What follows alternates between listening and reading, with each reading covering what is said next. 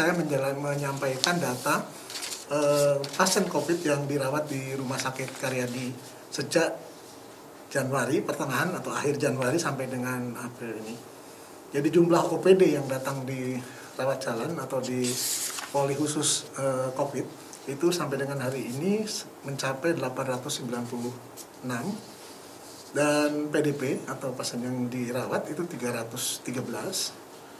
Yang positif itu ada 112 orang, yang diantaranya adalah 57 itu dari pegawai Rumah Sakit Karyadi. Pasien sembuh 11 orang, dan yang sembuh dari pegawai ini 9 orang sudah dinyatakan sembuh atau hasil pemeriksaan swab atau PCR-nya menjadi negatif. Pasien yang meninggal totalnya 27 orang, 11 yang dari pasien yang positif, 11 dari yang negatif.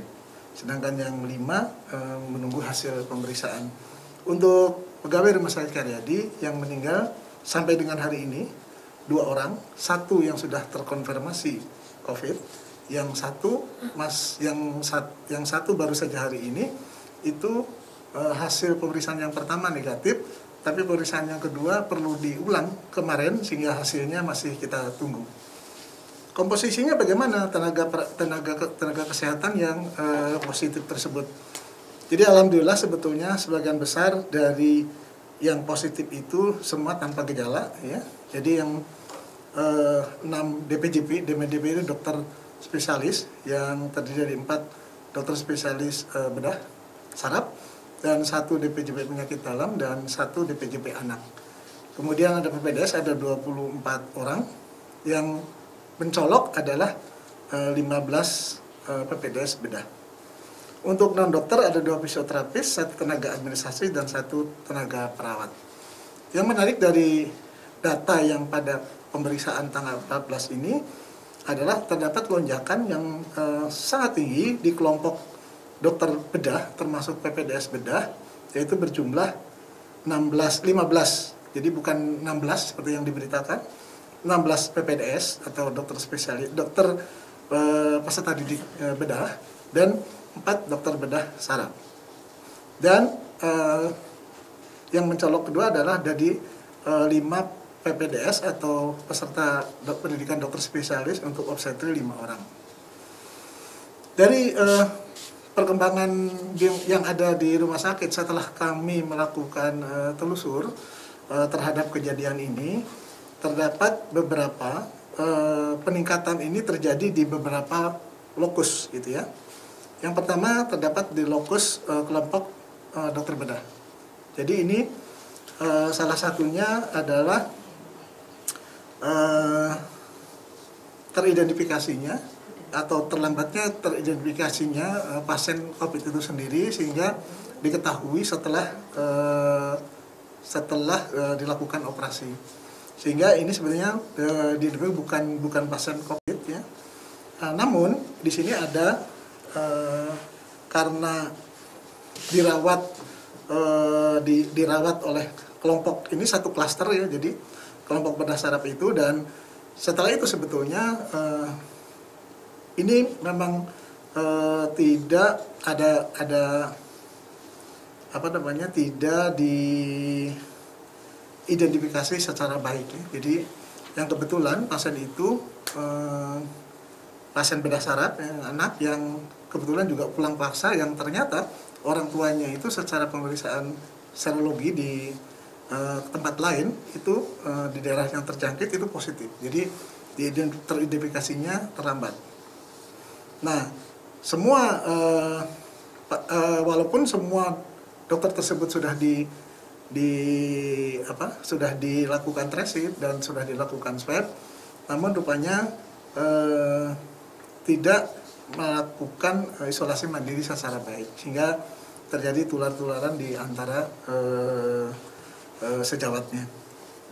Kemudian kemungkinan kedua sebetulnya di kelompok bedah ini sebenarnya ada di kelompok kelompok dokter obstetri ini memang sudah teridentifikasi pasien ini positif hamil dan melakukan operasi di Kenapa kok bisa terjadi penurunan ini? Setelah kami teliti, kemungkinan yang paling jadi memang penelitian kita ini atau penelusuran kita itu tidak sampai ke kausa, karena itu diperlukan penelitian epidemiologi yang sangat mendalam. Tetapi beberapa kemungkinan kelemahan yang harus kita kaji untuk perbaikan di masa yang akan datang. Nah, standar operasi pada penderita dengan COVID positif kita sudah sangat rigid, dan bahkan APD juga sangat lengkap dan memenuhi syarat, karena semua APD yang digunakan untuk teman-teman di label merah itu harus terkontrol oleh komite PPI, sehingga harusnya tidak ada alasan untuk, atau tidak ada celah atau minimal celah untuk bisa menulari. Kami telah meneliti kemungkinan yang terjadi ini kurang adekuatnya pada saat pelepasan APD. Jadi pelepasan APD, kemudian penyimpanan APD pasca operasi dan lain-lain. Itu yang perlu ditingkatkan. Sedangkan beberapa dokter yang positif itu tidak terfokus, jadi tidak spesifik, jadi bermacam-macam. Ada yang mereka mempunyai riwayat perjalanan ke daerah terjangkit. Ada juga dokter spesialis yang praktek di luar Rumah Sakit Karyadi dan merawat pasien COVID juga. Kemudian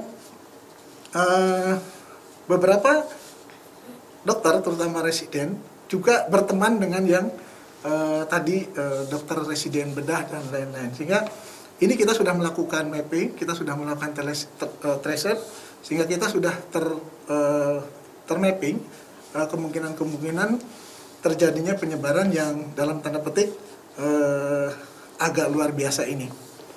Apa yang kami lakukan? Yang kita lakukan adalah pertama, tentunya tadi sudah melakukan kajian kemungkinan kebijakan-kebijakan apa yang harus kita evaluasi di dalam menjumpai kasus yang peningkatan yang luar biasa ini. Yang pertama, kita mengidentifikasi dan melakukan dalam tanda petik pengurangan pelayanan-pelayanan yang non-COVID. Yang ternyata banyak pasien-pasien yang non-COVID itu datang ke rumah sakit itu dalam tanda petik itu agak menyembunyikan gejala maupun riwayat. Sehingga petugas itu sudah tahu ada PDP sudah berada di dalam. Jadi yang paling besar itu adalah berasal di IGD. Di IGD kami di Rumah Sakit Karyadi itu sudah dipisahkan antara IGD untuk COVID dan non-COVID. Hanya itu kan terjadi pada sudah bulan April ke sini ya, bulan April sampai bulan Maret itu masih di sampingnya, sehingga masyarakat itu supaya cepat dan tidak berbelit-belit untuk mendapatkan pelayanan, maka dia kalau ditanya batuk, ditanya demam juga tidak bilang. Setelah masuk ke ruangan non-COVID, maka itulah dokter maka ditentukan jadi PDP. Ini yang kira-kira beberapa permasalahan bahkan diketahui setelah masuk di ruangan. Masuknya misalnya dengan kasus-kasus non-COVID. Oleh karena itu maka kita melakukan pembatasan terhadap pelayanan-pelayanan yang elektif. Pelayanan elektif ini tentunya masing-masing bagian atau masing-masing staf medik fungsional atau kelompok medik fungsional ini berbeda-beda tergantung urgensinya, sehingga kami bekerjasama dengan staf medik sehingga menyeleksi kira-kira yang elektif mana yang akan kita prioritaskan untuk dikerjakan, yang kira-kira secara kuantitatif bisa berkurang, sehingga di samping mengurangi kerumunan atau antrian di poliklinik, tetap kita juga dokter akan berkurang untuk kontak langsung dengan pasien. Beberapa langkah juga kita sudah melakukan mengembangkan bagaimana para pasien yang non-COVID untuk mendapatkan pelayanan dengan cara mengembangkan sistem online atau telemedicine. Jadi pasien cukup telepon atau melalui media kemudian berkonsultasi dengan dokter dan akan mendapatkan layanan.